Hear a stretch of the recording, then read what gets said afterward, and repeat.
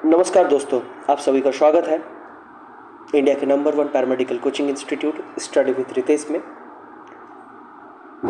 हम सभी को पता है हम एक अरिथमेटिक का लेक्चर सीरीज़ चालू किए हैं, जहां पे इसके पहले हमने एक चैप्टर को कवर किया है। उस चैप्टर का नाम है परसेंटेज। उस चैप्टर में हमने परसेंटेज को समझा था, परसेंटेज को कैसे सॉल्व करना है वो समझा था, प्रीवियस ईयर क्वेश्चंस प्रैक्टिस किए थे। और उसी लेक्चर सीरीज़ में आज हम हमारे दूसरे चैप्टर प्रॉफिट एंड लॉस यानी लाभ तथा हानि, इस चैप्टर पे आप पहुँचे हैं।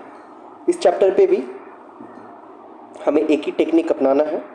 सबसे पहले हम चीज़ों को समझेंगे और चीज़ों को समझने के साथ साथ हम उसको क्वेश्चन में कन्वर्ट करके कोशिश करने की कोशिश करेंगे। और उसी साथ हम यहाँ पे जो भाषा का जो क्वेश्चन बनता है उसे सॉल्व करेंगे, प्रीवियस ईयर क्वेश्चंस को सॉल्व करेंगे और इस चैप्टर को भी अच्छे से हम सॉल्व करेंगे, ताकि आने वाले एग्जाम्स में आपको जो भी क्वेश्चंस मिले आप उसको अच्छे से सॉल्व कर पाए। तो आइए हम आगे बढ़ते हैं।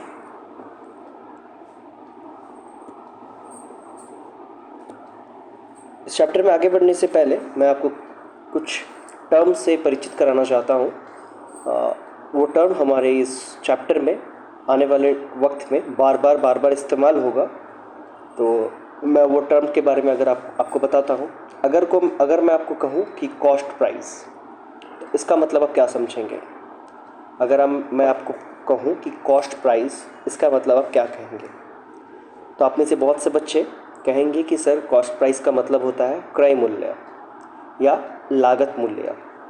कुछ बच्चों को ये दिक्कत समझने में दिक्कत हो रही होगी कि ये क्रय मूल्य या लागत मूल्य क्या है।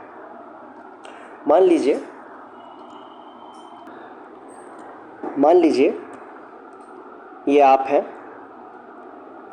और आप पढ़ाई कर रहे थे, तो आपको उसी वक्त एक पेन की ज़रूरत पड़ गई। तो आप अपने पास वाले जो किराने की दुकान है जहाँ पे पेन मिलता है, आप वहाँ पे गए।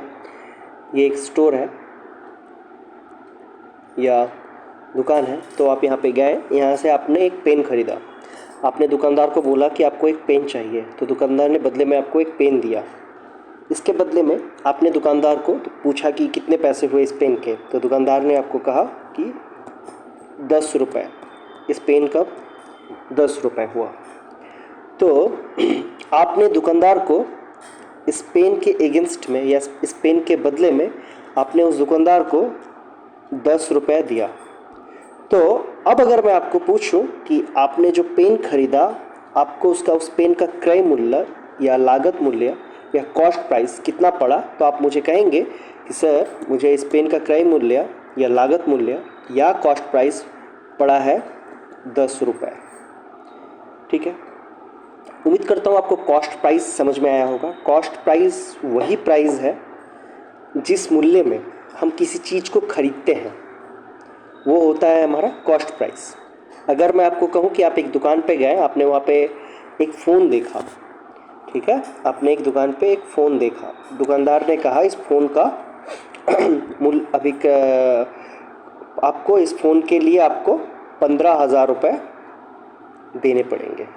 ठीक, अब उस दुकानदार के साथ आपका बहुत पुराना परिचय है, तो आपने उसे कहा कि आप मुझे कुछ डिस्काउंट दे दीजिए, या अभी बहुत सारे फेस्टिवल्स चल रहे, दीपावली, न्यू ईयर, क्रिसमस, तो इस टाइम पे दुकान पे कुछ ऑफ़र्स चलते हैं। ठीक है, तो दुकानदार ने आपको कहा कि इस मोबाइल का मैं 15,000 रुपये लूँगा। तो आपने कुछ उससे डिस्काउंट की मांग की, क्योंकि फेस्टिवल सीज़न चल रहा है। तो उसने बोला ठीक है, आप एक काम करो, आप मुझे 14,000 रुपये दे दो। ठीक है, तो आपने क्या किया, आपने उस दुकानदार को 14,000 रुपये दे दिए। ठीक है, आपने उस दुकानदार को 14,000 रुपये दे दिया और वो फ़ोन आपने ले लिया। तो यहाँ पे आपका क्रय मूल्य कितना हुआ, आपने कितने प्राइस पे या कितने कीमत पे उस फ़ोन को ख़रीदा। तो आप मुझे कहेंगे सर मैंने 14,000 रुपये पे उस फ़ोन को ख़रीदा। तो ये 14,000 रुपये हो गया आपका क्रय मूल्य। क्रय मूल्य को हम क्या कहते हैं? क्रय मूल्य को हम कहते हैं कॉस्ट प्राइस। ठीक है, क्रय मूल्य को हम कहते हैं कॉस्ट प्राइस।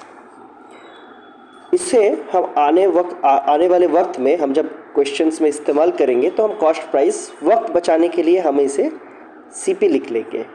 आप इसे साथ ही साथ क्रय मूल्य या लागत मूल्य भी कह सकते हैं, लेकिन हम इसे सीपी के नाम से जानेंगे। मैं जब भी आपको सीपी कहूँगा तो आप समझेंगे कि हम कॉस्ट प्राइस की बात कर रहे हैं, मतलब कितने में इस चीज़ को हमने खरीदा है। आप हमेशा इसी चीज़ को निर्देश करेंगे, ठीक है। आइए आगे बढ़ते हैं। अब अभी तक हमने जो सिनेरियो देखा उसमें हम कुछ खरीद रहे थे। अब हम एक सिनेरियो देखते हैं जहाँ पे हम कुछ बेच रहे हैं, ठीक है। मान लेते हैं आप एक दुकानदार हैं, अब आपके पास कोई कुछ खरीदने आया है। मान लेते हैं आपका स्टेशनरी का दुकान है जहाँ पे आप किताब, कॉपी, पेन, पेंसिल्स ये सब बेचते हैं, ठीक है। ये आप हैं, ठीक है। ये आपका स्टोर है,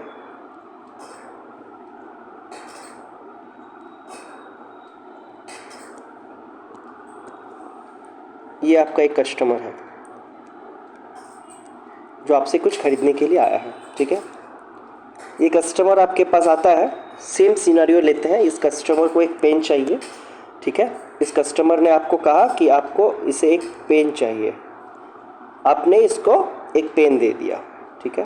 आपने इसे कहा कि इस पेन के लिए आप मुझे 10 रुपये दे दो, क्वेश्चन मार्क। 10 रुपये आपने इस पेन के लिए मांगा, ठीक है।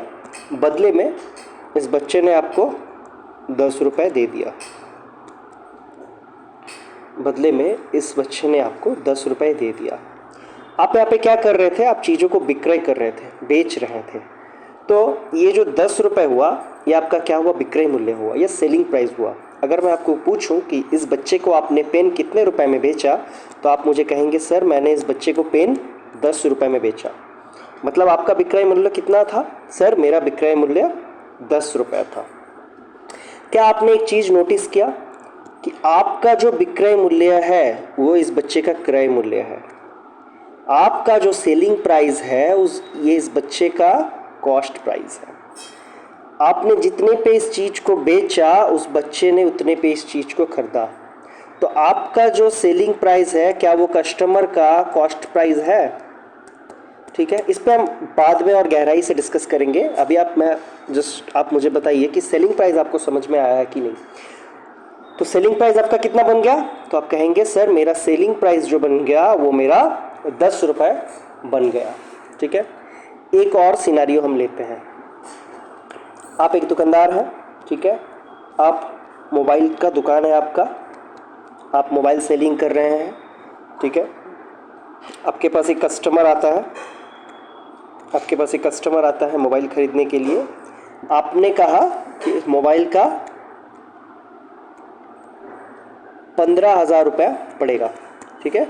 उसने कोई मोबाइल पसंद किया और आपने कहा ठीक है, ये मोबाइल अगर आपको लेना है तो इसके बदले में आपको मुझे 15,000 रुपये देना होगा।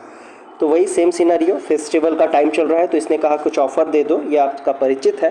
तो आपने कहा ठीक है, आप मुझे 14,000 रुपये दे दो। तो इसने आपको 14,000 रुपया दे दिया।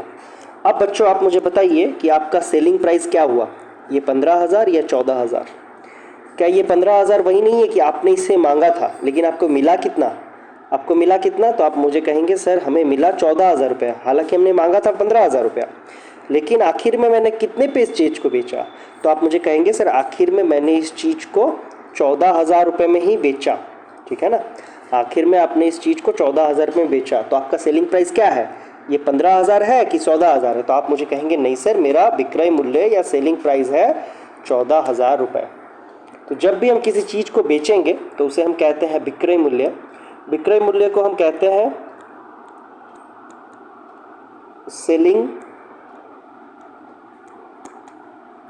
प्राइस। क्या कहते हैं हम? विक्रय मूल्य को हम कहते हैं सेलिंग प्राइस। जैसे हमने कॉस्ट प्राइस को सीपी लिखा था, तो इसको हम लिखेंगे एसपी। आने वाले वक्त में जब हम क्वेश्चन सॉल्व करेंगे और मैं जब आपको बोल रहा हूँगा एसपी, तो आप सीधा समझेंगे कि बात हो रही है सेलिंग प्राइस या विक्रय मूल्य की।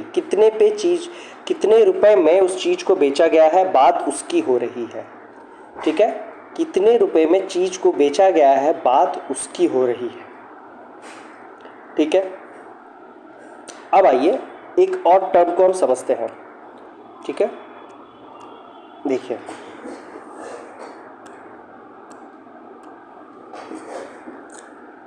मान लीजिए आप कहीं पे गए हैं कुछ को खरीदने के लिए, कुछ सामान खरीदने के लिए गए हैं। मान लीजिए आप एक टीवी खरीदने के लिए गए हैं, ठीक है।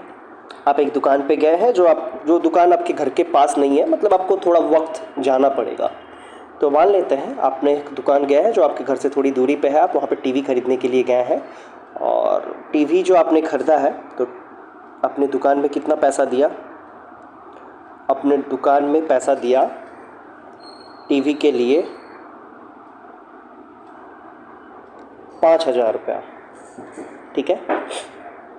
आपने दुकान में कितना पैसा दिया? 5,000 रुपया। मैंने कहा था ये दुकान आपके घर से थोड़ी दूरी पे है, इसका मतलब आपको टीवी लेके भी आना है। तो टीवी आपको लेके आना है, मतलब आप एक छोटी सी गाड़ी में उसको लेके आएंगे ताकि वो घर तक सलामत पहुंच जाए। तो आपको क्या होगा? गाड़ी का किराया भी देना होगा। मैंने लिख दिया ट्रांसपोर्ट, ठीक है। तो मान लेते हैं हमने गाड़ी का किराया कितने दिया? हमने गाड़ी का किराया दिया 300 रुपये। इस टीवी के लिए हमने टोटल कितना पैसा दिया? तो आप मुझे कहेंगे सर 5,000 रुपये तो हमने दुकान पे दे दिया, 300 रुपये हमने ट्रांसपोर्टेशन में दे दिया घर लाने तक। तो इस टीवी का आपको actual cost price,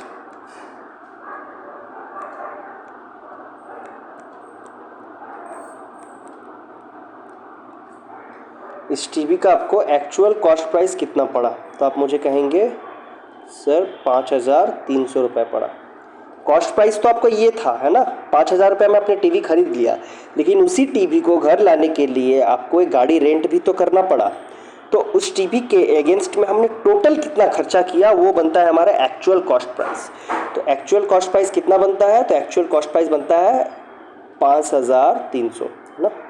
actual cost price कितना बनता है? 5,300। एक और टर्म आता है जो हमें समझना पड़ेगा, वह है लिस्ट प्राइस या मार्क्ड प्राइस। लिस्ट प्राइस ये क्या है? मैंने कहा लिस्ट प्राइस, एक मैंने कहा मार्क्ड प्राइस।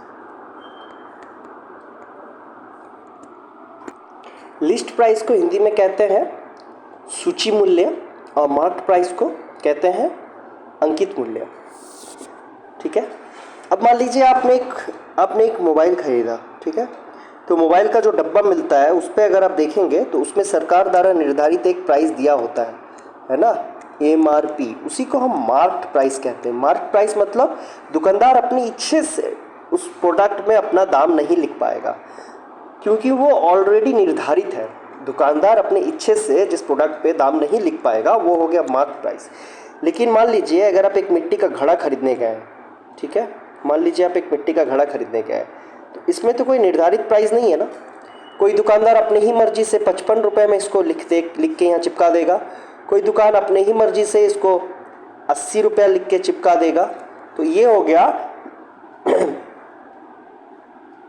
आपका, माफ कर रहा हूँ, ये जो मैंने मोबाइल वाला एग्जांपल दिया ये हो गया लिस्ट प्राइस की ऑलरेडी ये प्राइस लिखा हुआ है, इसको हम उससे ज़्यादा दाम पे तो नहीं बेच सकते या दुकानदार अपनी मर्जी से नहीं लिख पाता। लेकिन ये जो मार्क्ड प्राइस है ये अपनी मर्जी से दुकानदार लिख सकता है। कोई मिट्टी का घड़ा बेचने वाला उसको 55 रुपये में बेच रहा है, कोई मिट्टी का घड़ा बेचने वाला उसको 80 रुपये में बेच रहा है। तो ये हो गया मार्क्ड और लिस्ट प्राइस, सूची और अंकित मूल्य। अगर मैं अब आपसे पूछूं कि आप मुझे प्रॉफिट और लॉस के बारे में बताइए कि प्रॉफिट क्या है और लॉस क्या है, लाभ क्या है और क्षति क्या है, ठीक है। तो इसके पहले हमने समझा क्रय मूल्य क्या है, विक्रय मूल्य क्या है, सूचित मूल्य क्या है, अंकित मूल्य क्या है। अब जब हम बात करते हैं लाभ की, तो जब हम बात कर रहे हैं लाभ की,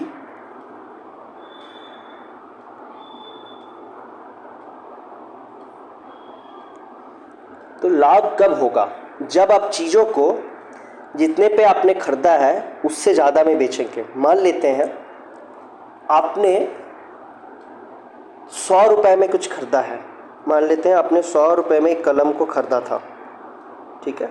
मान लेते हैं 100 रुपये में आपने एक कलम को ख़रीदा था दुकानदार से।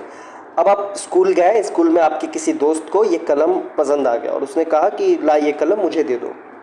तो आपने कहा कि मैंने 100 रुपये में ख़रीदा है, लेकिन मैं तुम्हें 100 रुपये में नहीं दे सकता, अगर तुम्हें चाहिए तो तुम मुझे 120 रुपये दो। तो वो आपको कितने देगा? वो आपको 120 रुपये देगा। आपने ख़रीदा कितने में था? 100 रुपये में था। आपने बेचा कितने में? 120 रुपये में। आपने कितने ज़्यादा में बेचा? तो आप कहेंगे सर हमने 20 रुपये ज़्यादा में बेचा। तो ये लाभ हुआ कि क्षति हुआ? तो आप मुझे कहेंगे सर ये लाभ हुआ। लेकिन अगर ऐसा होता कि आपने उस दोस्त को कहा कि मैंने 100 रुपये में ये कलम खरीदा है, अगर तुम्हें चाहिए तो तुम मुझे ज़्यादा दो। अब आपके साथ उसकी दोस्ती कुछ ज़्यादा ही गहरी है, तो उसने कहा कि तुम मुझसे प्रॉफिट लोगे या तुम मुझसे लाभ लोगे, ऐसा हो भी सकता है भला।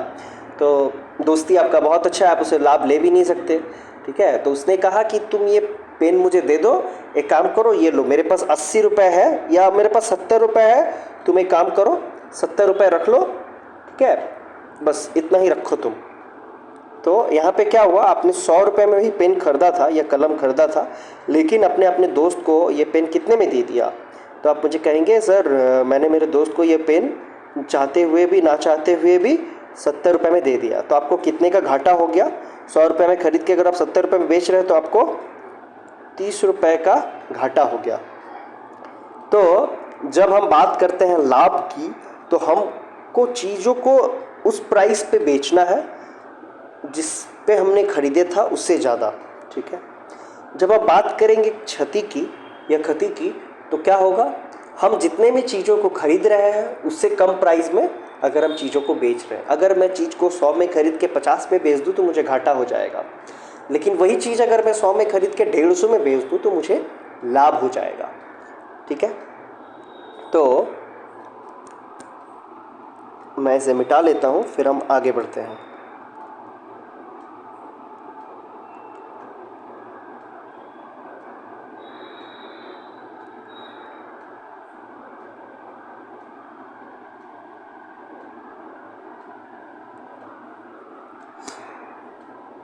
तो जब हम बात करेंगे प्रॉफिट या लाभ की, तो हमें क्या करना है, हमें चीज़ों को ज़्यादा मूल्य में बेचना है। किससे ज़्यादा मूल्य में बेचना है?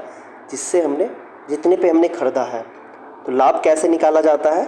लाभ निकाला जाता है SP माइनस CP। SP क्या है सर? SP सेलिंग प्राइस है जिस पे हम चीज़ों को बेचते हैं, ये विक्रय मूल्य है। सर कॉस्ट CP क्या है? सर कॉस्ट प्राइस है, ये क्रय मूल्य या लागत मूल्य है, मतलब जितने पे हम चीज़ों को खरीद रहे हैं। मतलब बेचने वाले प्राइस से अगर हम खरीदने वाले प्राइस को घटा देंगे तो जो डिफरेंस आएगा वही हमारा लाभ है।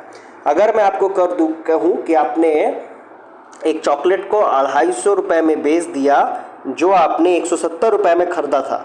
मैंने क्या कहा? आपने एक चॉकलेट को 250 रुपये में बेच दिया जिसको आपने 170 रुपये में ख़रीदा था। तो आपका लाभ या क्षति क्या हुआ, ज्ञात कीजिए। तो आपने 250 में बेचा, 170 में ख़रीदा था, तो ऑब्वियसली लाभ हो रहा है आपको, क्योंकि आपने ज़्यादा में बेचा है जितने से आपने ख़रीदा था। तो यहाँ पे कितने का लाभ हो रहा है? तो आप मुझे कहेंगे यहाँ पे 80 रुपये का लाभ हो रहा है, ठीक है। आप कितने का लाभ हो रहा है? यहाँ पे 80 रुपये का लाभ हो रहा है, ठीक है। तो मैंने क्या कहा, लाभ का मतलब क्या होता है, लाभ आपको कैसे निकालना है। अगर आपको क्वेश्चन में डायरेक्ट लाभ निकालने को दिया जाए तो आपको कुछ नहीं करना है, आपको विक्रय मूल्य से क्रय मूल्य को माइनस आपको आपका लाभ मिल जाएगा, ठीक है। अब अगर हमें कहा जाए कि हमें क्षति निकालना है या हानि निकालना है, ठीक है, हमें क्या निकालना है, हमें हानि निकालना है।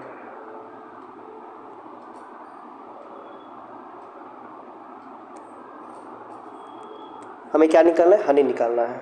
तो हमें यह क्या करना होगा, हानि कब होता है हमारा, जब हम चीज़ों को ज़्यादा मूल्य में खरीद के कम में बेच दे रहे हैं, या फिर हम चीज़ों को जितने में खरीदे थे उससे कम में बेच दे रहे हैं। मान लीजिए आपके पिताजी ने एक ज़मीन 2 लाख रुपए में खरीदे थे, 5 साल बाद उसको 8 लाख रुपए में बेचा। आप मेरे साथ साथ रिलेट करने की कोशिश कीजिए। आपके पिताजी ने एक ज़मीन को 2 लाख रुपए में खरीदा था, 5 साल बाद आपके पिताजी ने उस ज़मीन को 8 लाख रुपए में बेच दिया। आप मुझे बताइए, लाभ हुआ कि क्षति हुआ, हानि हुआ? आप सब बताएंगे सर लाभ हुआ, भारी मात्रा में लाभ हुआ। कितने का लाभ हुआ? सर 2 लाख में खरीदे थे, 8 लाख में बेच दिए, 6 लाख रुपए का लाभ हुआ। मैंने पूछा अच्छा कैसे निकाला आपने? सर जितने में बेचा जितने में खरीदा उस दोनों का डिफरेंस निकाल दिया। तो आपने कहेंगे कितने में बेचा? तो आप कहेंगे सर 8 लाख में बेचा। खरीदा कितने में था? सर 2 लाख में खरीदा था। तो लाभ कितना हुआ? सर 8 लाख से 2 लाख को घटा दिए, 6 लाख का लाभ हुआ। बहुत बढ़िया। अब हम आते हैं हानि में। आपके पिताजी ने 5 लाख रुपए में एक ज़मीन खरीदा, ठीक है। आपके पिताजी ने कितने में एक ज़मीन खरीदा? आप सबने कहा सर 5 लाख में ज़मीन खरीदा। अब 2 साल बाद बहुत ज़्यादा पैसे की ज़रूरत आ गई, तो आपके पिताजी को उस ज़मीन को बेचना पड़ा, और हालात के वजह से कुछ ऐसा हुआ कि वो ज़मीन उनको 3.5 लाख या 4 लाख रुपए में बेचना पड़ा। कितने में खरीदा था? 5 लाख। 2 साल बाद कितने में बेच रहे हैं? 4 लाख। तो बच्चों कितने का लाभ हुआ है? तो आप कहेंगे रुकिए सर लाभ तो नहीं हुआ, यहाँ पे तो हानि हो रहा है। मैंने पूछा कैसे हानि हुआ?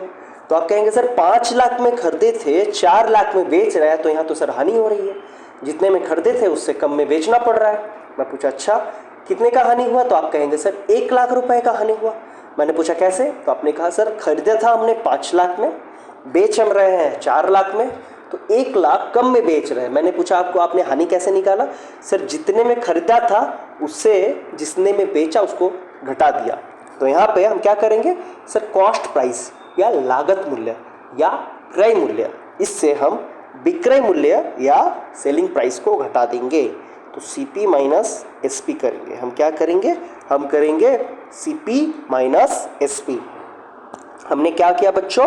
तो हमने किया CP माइनस SP। CP मतलब कॉस्ट प्राइस, क्रय मूल्य, SP मतलब सेलिंग प्राइस, ठीक है। आइए हम आगे बढ़ते हैं। अगर आपको कहा जाए तुलना करना है, ठीक है, अगर आपको कहा जाए कि तुलना करना है तो आप मुझे कहेंगे सर ठीक है लेकिन किसका तुलना करना है? मान लीजिए 2 दोस्त हैं, आप लोग में से 2 दोस्त हैं, एक है राम, दूसरी है रिया।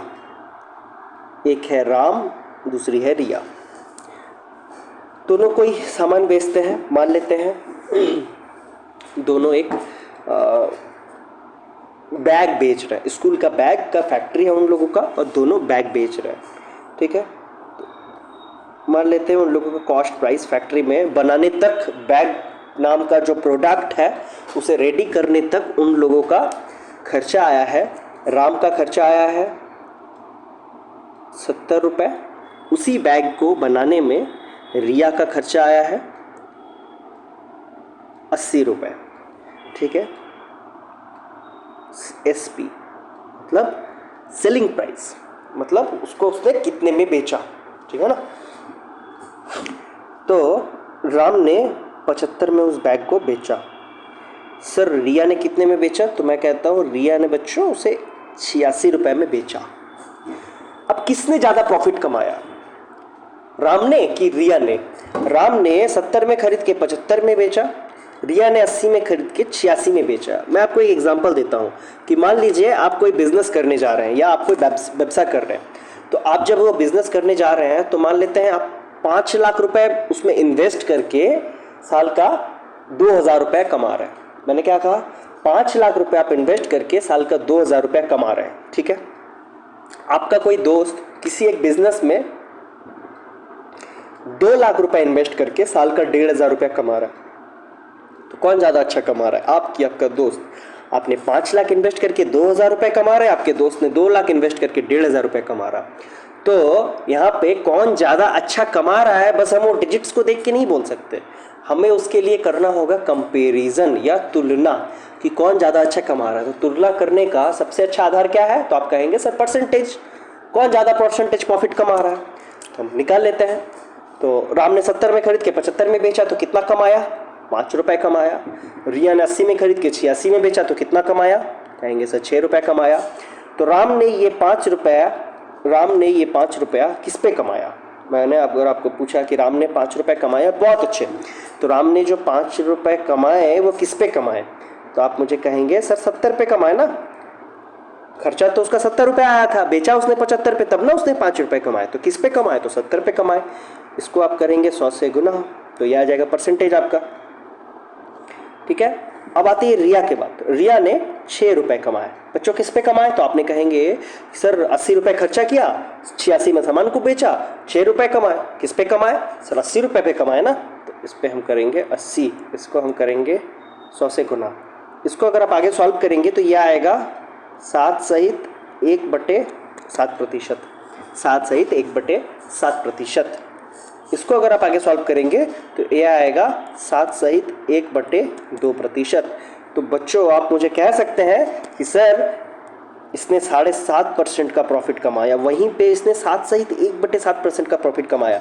सर थोड़ा सा भी ज़्यादा लेकिन कमाया तो रिया ने ज़्यादा, है ना, थोड़ा सा भी ज़्यादा लेकिन कमाया तो रिया ने ज़्यादा। सर तो ये हमने कैसे कहा कि रिया ने ज़्यादा कमाया कि राम ने ज़्यादा कमाया? तो हमने यहाँ पे प्रॉफिट परसेंटेज निकाला। हमने क्या निकाला? हमने प्रॉफिट परसेंटेज निकाला। तो अभी तक हम सबसे पहले 2 फॉर्मूला सीखे हैं। सबसे पहला फॉर्मूला हमने जो सीखा, हमने प्रॉफिट का सीखा, हमने प्रॉफिट यानी लाभ का सीखा। लाभ हमें कैसे निकालना है? विक्रय मूल्य से क्रय मूल्य को घटाना है। ठीक है, हमें लॉस कैसे निकालना है? तो लॉस हमें कैसे निकालना है? क्रय मूल्य से विक्रय मूल्य को घटाना है। ठीक है, अब हम अगर कहें कि प्रॉफिट परसेंटेज अगर हमें निकालना है, मिटा देता हूँ,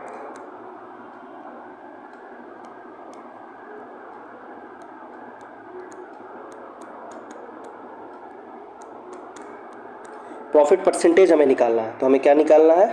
प्रॉफिट हमने कितना कमाया, लाभ हमने कितना कमाया, किस पे? कॉस्ट प्राइस पे, गुना में 100। ठीक है, अगर मैं आपको कहूँ कि हमें लॉस परसेंटेज निकालना है कि कितने का हमें घाटा हुआ है, तो आप कहेंगे सर लॉस कर लेंगे। तो लॉस हमें किस पे होता है? तो आप कहेंगे सर कॉस्ट प्राइस पे, जितने पे हम सामान को खरीद रहे हैं या बना रहे हैं, घाटा तो उसी पे करेंगे ना सर। तो कॉस्ट प्राइस पे गुना में हम कर लेंगे 100। बच्चों आपको यही 4 फॉर्मूला इस चैप्टर के लिए याद रखना है कि हमें लाभ निकालने के लिए selling price minus cost price करना होता है, विक्रय मूल्य माइनस क्रय मूल्य करना होता है, लॉस निकालने के लिए हमें क्रय मूल्य माइनस विक्रय मूल्य करना होता है, प्रॉफिट परसेंटेज निकालने के लिए हमें करना होता है लाभ बट्टे क्रय मूल्य गुना में 100, लॉस परसेंटेज निकालने के लिए हमें करना होता है हानि बट्टे क्रय मूल्य गुना में 100। मैंने कहा आपको यही 4 फॉर्मूला इस चैप्टर के लिए याद रखना है। आगे बढ़ने से पहले मैं आपको एक बात बता दूं, ये हमारा फाउंडेशन क्लास है और ये प्रॉफिट एंड लॉस चैप्टर में आज ही का हमारा क्लास जो है वो फाउंडेशन क्लास रहेगा। आने वाले चैप्टर्स में हम सीधा क्वेश्चंस को सॉल्व करना चालू करेंगे, क्योंकि इस चैप्टर में मैंने अभी आपको बताया कि हमें बस ये 4 फॉर्मूला याद रखना है। ठीक है, तो ये 4 फॉर्मूला तो हम सीख गए। अब हम आने वाले चैप्टर्स में इनका अप्लाई करेंगे और क्वेश्चन को सॉल्व करेंगे। तो ये मेरी आपसे हाथ जोड़ के विनती निवेदन है, आप अभी तक जो भी हमने इस क्लास में किया उसको अपने कॉपी में नोट डाउन करें, उसे समझने की कोशिश करें, उसे समझें, कुछ डिजिट्स को लेके खुद से सॉल्व करने की कोशिश करें। ठीक है, जैसे मैं आपको कुछ क्वेश्चंस देता हूँ जो आप खुद से कोशिश करिए करने की, और कमेंट सेक्शन में आप क्या करना, आप कमेंट करके बताना इस वीडियो के, लाइव कमेंट में नहीं, जो स्टैटिक कमेंट होता है उस पर आप कमेंट करके बताना कि इसका आंसर्स क्या होगा 1 2 3 करके। ठीक है, ये मान लीजिए मैं आपको देता हूँ, ये राम है, ये सीता है। ठीक है, ये राम है, ये सीता है। ठीक है, कॉस्ट प्राइस, इसका सेलिंग प्राइस, ये क्वेश्चन नंबर ए है। ठीक है, क्वेश्चन नंबर कितना है? क्वेश्चन नंबर ए है। ठीक है, राम ने किसी चीज़ को 80 रुपये में खरीदा, 79 में बेचा। सीता ने किसी चीज़ को 90 रुपये में खरीदा, 110 रुपये में बेचा। आपको बताना है कि किसने ज़्यादा प्रॉफिट किया, किसने ज़्यादा लाभ किया। मैं लिख देता हूँ, राम ने ज़्यादा प्रॉफिट किया कि सीता ने ज़्यादा प्रॉफिट किया? ये आपका क्वेश्चन नंबर 1 था। ठीक है, अब ये क्वेश्चन नंबर बी लीजिए। CP SP। ठीक है, राम ने किसी चीज़ को 50 में खरीदा, 45 में बेच दिया। सीता ने किसी चीज़ को 80 में खरीदा, 71 में बेच दिया। ठीक है, आपको बताना है किसने ज़्यादा लॉस किया। क्वेश्चन नंबर बी में आपको बताना है किसने ज़्यादा लॉस किया और कितना लॉस किया। आपको क्वेश्चन समझ में आया? क्वेश्चन अगर समझ में नहीं आया तो मैं फिर से बता दूं। ये राम ने किसी चीज़ को 80 में खरीदा और 79 में बेच दिया। सीता ने उसी चीज़ को 90 में खरीदा, 110 में बेच दिया। तो राम और सीता में किसने ज़्यादा लाभ कमाया और कितना प्रतिशत ज़्यादा लाभ कमाया? ये क्वेश्चन नंबर 1 था। क्वेश्चन नंबर 2 क्या बोल रहा है? राम ने किसी चीज़ को 50 रुपये में खरीदा और 45 रुपये में बेच दिया। सीता ने उसी चीज़ को 80 रुपये में खरीद के 71 रुपये में बेच दिया। तो राम या सीता किसने ज़्यादा हानि में बेचा और कितना ज़्यादा हानि में बेचा, मतलब कितना प्रतिशत हानि में बेचा? ये दोनों क्वेश्चन मैंने आपको दिया। आप इन्हें क्या करना, आप इन्हें सॉल्व करना और कमेंट सेक्शन में आप इस क्वेश्चन का आंसर बताना।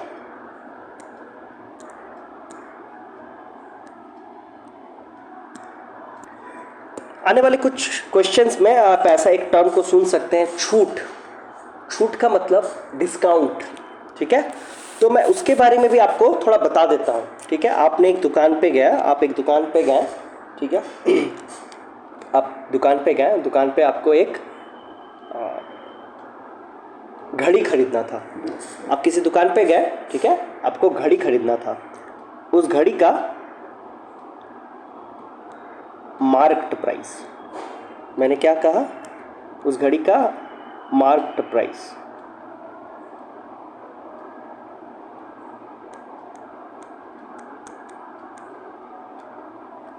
ठीक है, आप एक दुकान पे गए, दुकान पे आपको घड़ी खरीदना था। ठीक है, मार्केट प्राइस, इसका मतलब होता है अंकित मूल्य। मार्केट प्राइस का अंकित मूल्य क्या होता है? मार्केट प्राइस का मतलब होता है अंकित मूल्य। तो उस घड़ी का अंकित मूल्य था 600 रुपये। ठीक है, उस घड़ी का अंकित मूल्य था 600 रुपये। अब आपने दुकानदार से बार्गेनिंग की, मतलब दुकानदार को कहा कि आप थोड़ी कम कर दो, मुझे ये लेना है, जैसे आप रोज़मर्रा की ज़िंदगी में करते हैं। तो दुकानदार ने वो सामान आपको बोला कि ठीक है, एक काम करो, आप वो सामान मेरे से 580 रुपये में ले लो। कितना में ले लो? तो 580 रुपये में। तो आपको भी ये लगा कि चलो अच्छा डील है, 580 में ठीक है, ले लेते हैं। तो आपने उसे 580 में ले लिया। तो ये 580 दुकानदार का क्या था? ये 580 दुकानदार का सेलिंग प्राइस था ना। मार्केट प्राइस कितना था? मार्केट प्राइस मतलब MP या अंकित मूल्य कितना था? अंकित मूल्य था 600 रुपये और विक्रय मूल्य कितना हुआ? तो विक्रय मूल्य हुआ 580 रुपये। तो आपको कितना डिस्काउंट मिला या दुकानदार को कितना डिस्काउंट देना पड़ा? आपको कितना डिस्काउंट मिला या दुकानदार को कितना डिस्काउंट देना पड़ा? तो आप कहेंगे सर 20 रुपये का तो मुझे डिस्काउंट मिला, 600 वो बोल रहा था, उसका दाम 580 में मैंने लिया। तो बहुत अच्छा बात है, 20 रुपये का आपको डिस्काउंट मिला। बच्चों आपको किस पे डिस्काउंट मिला? सर अंकित मूल्य पे। 20 रुपये उसने कम किया, बहुत अच्छा बात है। किस पे कम किया? सर जितना उसने बोला था। तो जितना मतलब कितना बोला था? सर जो अंकित मूल्य था, तो अंकित मूल्य कितना था? तो आप कहेंगे सर 600 रुपये अंकित मूल्य था। तो 20 रुपये का आपको डिस्काउंट मिला 600 में, है ना। 20 रुपये का आपको डिस्काउंट मिला 600 में। इसको अगर परसेंटेज में निकालना है तो क्या करेंगे? सर हम इससे 600 गुना करेंगे। ठीक है, 0 0 कट जाएगा, यह आएगा 1/3%। ठीक है, मतलब आपका छूट परसेंटेज क्या हो गया या डिस्काउंट परसेंटेज क्या हो गया? ठीक है, ये हो गया आपका डिस्काउंट। आपने डिस्काउंट कैसे निकाला? कितने का आपको छूट मिला, किस पे छूट मिला? यह हो गया आपका डिस्काउंट या छूट प्रतिशत। ठीक है, उम्मीद करता हूँ दोस्तों आपको आज का क्लास लेक्चर समझ में आया होगा। आज का हमारा ये क्लास फाउंडेशन क्लास था। नेक्स्ट क्लास ऑनवर्ड्स हम क्वेश्चन को सॉल्व करना चालू करेंगे और क्वेश्चन को सॉल्व करेंगे, एक नहीं एक से भी ज़्यादा तरीके से हम इसको सॉल्व करेंगे, जैसे कि हम करते हैं। इस चैप्टर के जब एंड में पहुंचेंगे आप हमारे साथ जैसे प्रैक्टिस करते रहे, उसी तरह अगर आप प्रैक्टिस करते रहे तो आपके अंदर इतना कॉन्फिडेंस तो आ ही जाएगा कि आप कोई भी क्वेश्चन सॉल्व कर पाएंगे आपके एग्जाम्स में आने वाले, और इसी के साथ हम प्रीवियस ईयर क्वेश्चंस को भी सॉल्व करेंगे। तो इसीलिए हमारे साथ बने रहिए इंडिया के number 1 paramedical coaching institute study with Ritish में। धन्यवाद दोस्तों, फिर मिलते हैं।